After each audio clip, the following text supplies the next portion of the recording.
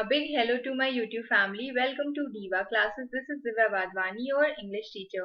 Today we'll be studying the story of an hour के previous year question. Okay, ये 2019 का question paper है जिसमें हम लोग ने ये जो PDF है ISC का ही ISC की वेबसाइट से ही लिया गया है और इसमें दो चीजें जो हम लोग पढ़ेंगे, एक कि कौन से ऐसे मिस्टेक्स हैं या कौन सी ऐसी चीजें जो आपको ध्यान में रखनी होती जब भी आप एक प्रीवियस ईयर पेपर जब भी आप एक क्वेश्चन पेपर अटेम्प्ट करते हो, और दूसरा कि ये जो आंसर है इसका सॉल्यूशन हम लोग इसी में पढ़ेंगे। ये कमेंट्स ऑफ द एग्जामिनर क्या है, एक मेनली एक एक्सपेक्टेशन है, आप अपने लिए समझ लो कि एक एक्सपेक्टेशन है। कौन सी एक्सपेक्टेशन है जो काउंसिल आपसे करता है कि अगर आपको एक क्वेश्चन पेपर दिया गया है लिटरेचर में, लिटरेचर इज वेरी स्कोरिंग, तो अगर ऐसा कोई भी क्वेश्चन है जो आपको दिया गया है तो उसमें एग्जैक्टली आपको क्या लिखना है, ये हम लोग कमेंट्स ऑफ एग्जामिनर्स में पढ़ते हैं। ठीक है, बहुत सारे प्रीवियस ईयर पेपर्स हैं जो हमने इसमें किए हैं। मेनली 2019 और 20 का ये, क्योंकि 18 तक दूसरा कोर्स था, तो इसमें जो स्टोरीज और पोएम्स हम पहले करवा चुके हैं, सिंगिंग लेसन हो गया, साउंड मशीन हो गया, बी वर्ड्सवर्थ हो गया, देन डोवर बीच और we are the music makers poetry में हो गया। इन सबके हमने क्वेश्चन पेपर्स ऐसे ही सॉल्व किए, तो you can check it in the playlist. ये स्टोरी ऑफ एन आवर का है। इसके बाद हम लोग डार्कलिंग थ्रश का भी करेंगे और द क्रॉसिंग द बार का भी करेंगे। ठीक है, तो जो जो चीजें हम लोग ऑलरेडी कर चुके हैं उनका आप देख लेना। ये वो है story of the are.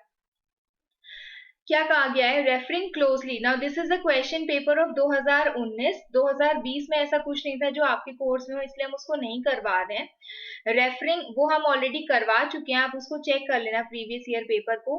The question is, this is of 20 marks, क्योंकि 2019 में जो पेपर थे बहुत लॉन्ग लॉन्ग पेपर्स आते थे, तो ये उसी का ही पार्ट है। आपका स्पेसिमेन पेपर अभी आया नहीं है। The question is, referring closely to the short story, the story of an hour, give an account of the thoughts and conflicts which go through Mrs. Millard's mind when she hears about the untimely and sudden death of her husband। मतलब कि question क्या पूछा गया है कि आपको वो सारे थॉट्स जो उसके माइंड में आ रहे थे, वो सारे कन्फ्लिक्ट्स जो उसके माइंड में आ रहे थे वो बताने मिस मिलार्ड के माइंड में आ रहे थे। When she heard the untimely death, जब उसने अपने हस्बैंड की डेथ के बारे में सुना, उसके बारे में आपको बताना है। And you have to also tell the comment on the ending of the story. Also you will tell कि एंड में क्या हुआ था। ओके, नाउ अब हम लोग इसके एक्सपेक्टेशंस पढ़ेंगे। देखो, सबसे पहले हम सजेशन देते हैं कि अगर आपको एक लिटरेचर पेपर अटेम्प्ट करना है या उसकी प्रिपरेशन करनी है तो उसमें क्या क्या चीजें आपको करनी चाहिए। The very first thing is he guides students. Now this is suggestion for teachers, so I am suggesting this to you to pay attention to the style, language, images and symbols used in the story.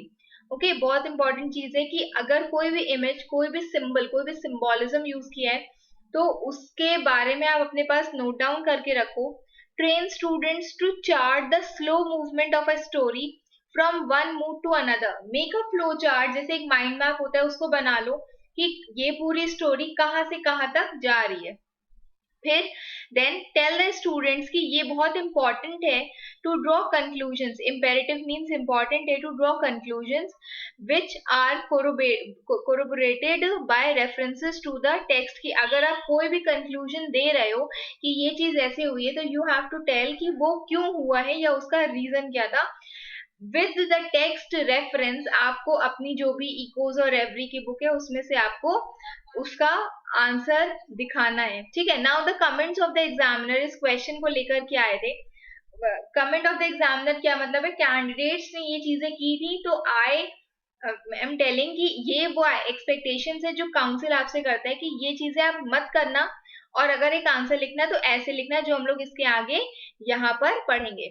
ठीक है, the question evoked divergent standards of answer. ये question paper जो था, ये वाला जो answer था, उसमें बहुत सारे वेराइटी ऑफ आंसर्स आए थे।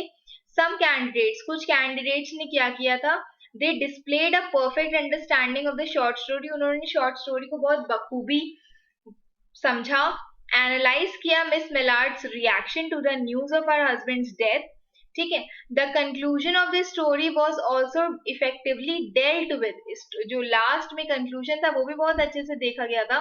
Eight the other end the scale end of the scale were candidates, कुछ ऐसे भी कैंडिडेट्स है जिनको स्टोरी बहुत ढंग से क्लियर नहीं थी, मतलब they have not read the story, ठीक. The issues in the story had probably not been discussed with them in the class, कि उस स्टोरी में क्या क्या चीजें थी वो चीज नहीं डिस्कस हुई थी, तो they had not written those things in their paper.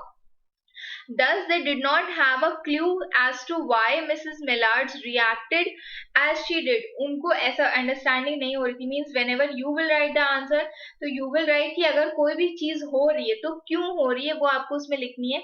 The importance of her mention of her heart ailment was not discussed, nor did the candidates draw the link between the fact and her death at the end of the story. ये जो उसको freedom चाहिए थी, वो जो उसको अपने husband की डेथ एक नई अपॉर्चुनिटी जैसी दिख रही थी वो चीज, और why she died in the end, इन दोनों का जो लिंक था या रिलेशन था वो शो करना था, इमेजेस और सिंबल्स को शो करना था. Okay, the conclusion was not understood at all. Some candidates talked about Mr. Millard's dead body, और मतलब लास्ट में तो मिस्टर मिलार्ड केम देयर ना, ब्रेंटली आ गया था वहां पर, तो उसके बारे में डिस्कस करने के, उसके बारे में नहीं डिस्कस करना था, बट एक्चुअली आपको लुइस मिलार्ड द लेडी उनके बारे में डिस्कस करना था जो इसमें बोला गया है. Okay, now we will study the question. हम फिर से एक बार क्वेश्चन को रीड कर देते हैं. क्या क्वेश्चन पूछा गया है? Referring closely to the short story the story of an hour, give an account of the thoughts and conflicts which go through Mrs Mallard's mind.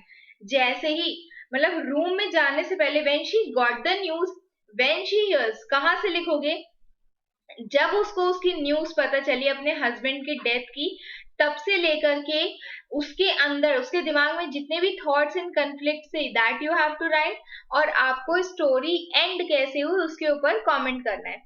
Okay, now beginning from the story, ये जो story है it begins on a dramatic note, means बहुत ही exciting वे में पता open होती है. क्यों? आपको पता चलता है सडनली कि हाँ, Brently the character in a play had died, ये आपको उसमें पता चला.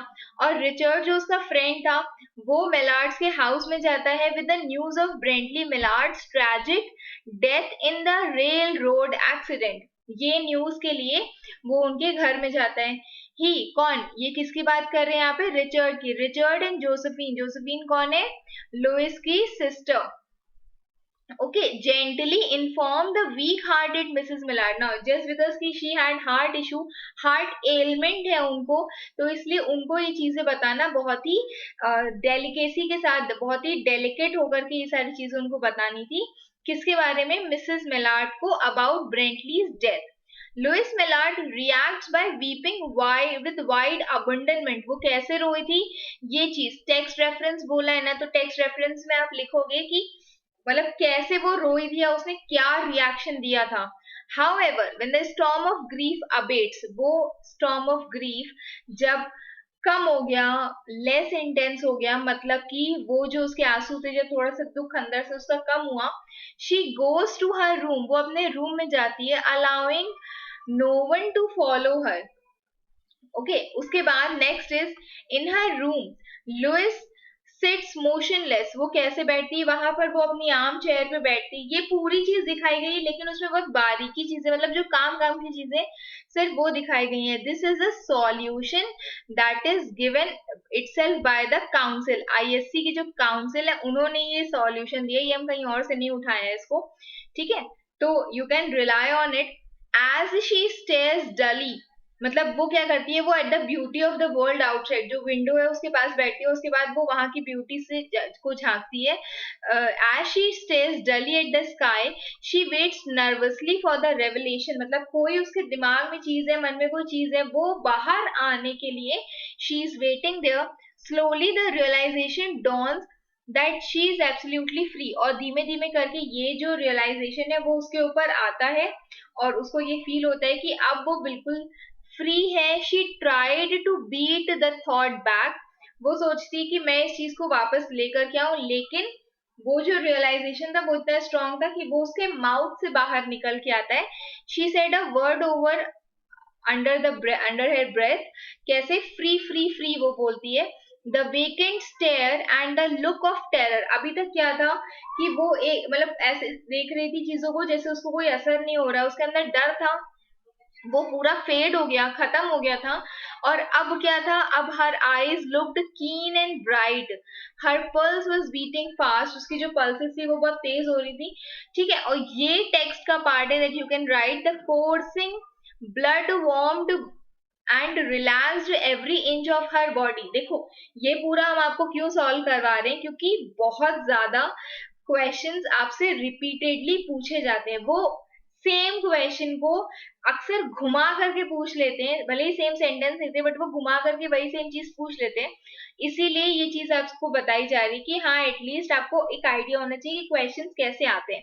ओके, फिर इसके बाद बोला गया है she knew that she would weep again when she saw. वो इतनी काइंड हार्टेड थी कि उसको पता था कि जब वो अपने हस्बैंड को देखेगी शी विल क्राई अगेन, जब कब, when she will see that kind tender hands folded in death. इसका क्या मतलब, ये किसके बारे में बात हो रही है यहाँ पर, ब्रेंटली अपने हस्बैंड की बात कर रही है who is dead. The face that had never looked save with love upon her, वो चेहरा जिसने आज तक उसके ऊपर सिर्फ मतलब लुइस के ऊपर सिर्फ प्यार से देखा है, फिक्स्ड ग्रे डेड। ना अब वो कैसा दिखेगा, ऐसा दिखेगा, but beyond this she could also see. अब यहाँ से बहुत इंपॉर्टेंट है, वो इसके बाद क्या देख रही है, एक लॉन्ग प्रोसेशन ऑफ ईयर्स, एक लंबी जिंदगी देख रही है वो। She welcomed the thought that she would not have to bend to someone else's will, और वो इस चीज को बहुत ही हैप्पीली वेलकम कर रही है कि उसको अब किसी और के आगे झुकना नहीं पड़ेगा। She now possessed a self assertion. Self assertion का क्या मतलब है, that someone is confident about one self, अपने लिए एक बहुत ज्यादा कॉन्फिडेंस फील करना है, self assertion, which she suddenly recognize as a strongest impulse of her being. और उसको ऐसे लगा कि she is a strongest person just because कि उसको एक सेल्फ रियलाइजेशन उस टाइम हुआ था।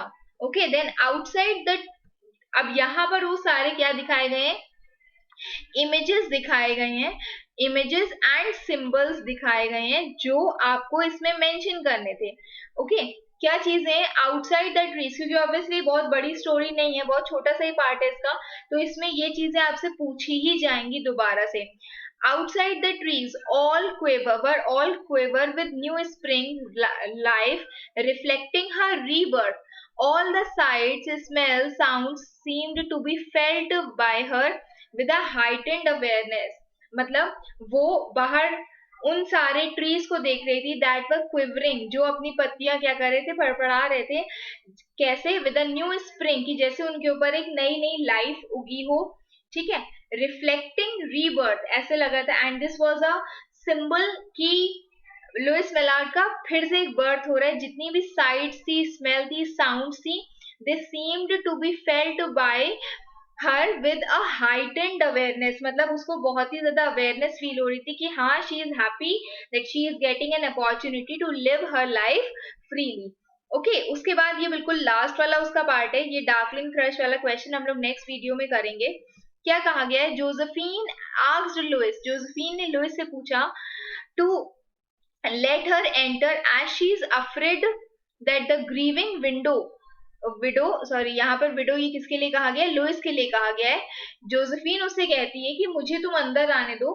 ओके, क्योंकि उसको ऐसा लगा कि ये जो लुइस है, जस्ट बिकॉज की शी हैज हार्ट एलिमेंट, तो वो कहीं इतनी वीक ना हो कि वो कुछ कर बैठे खुद को, वुड मेक हरसेल्फ इल, वो खुद को बीमार कर लेगी। But Louise was actually imagining the happiness of the years. Now यहाँ पर भी एक आयरनी है कि जहां जोसेफिन सोच रही थी कि वो अंदर खुद को बीमार कर लेगी, she was happy with the new things that are coming, new happiness that is coming to her life.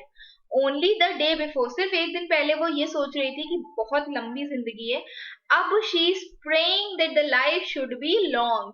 When she opens the door, जब वो डोर को ओपन करती है, she there was a fresh triumph in her eyes. ये बहुत important coat है, ठीक है, इसको मार्क कर लेना कि उसकी नजरों में बहुत ज्यादा फ्रेश ट्रायम्फ थी। She carries herself like a goddess of victory, ये भी बहुत इंपॉर्टेंट है।